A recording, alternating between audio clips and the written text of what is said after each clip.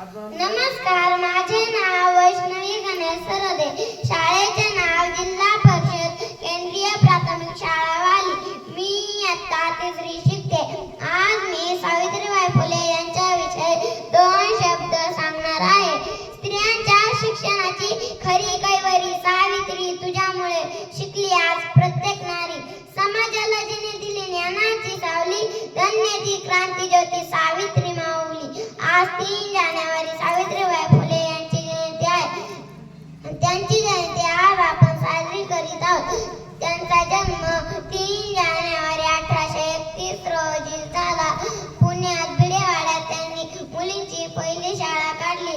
त्यांच्या अंगावर त्यांना लोकांनी खूप त्रास दिला. त्यांच्या अंगावर शेण दगड चिखल फेकत.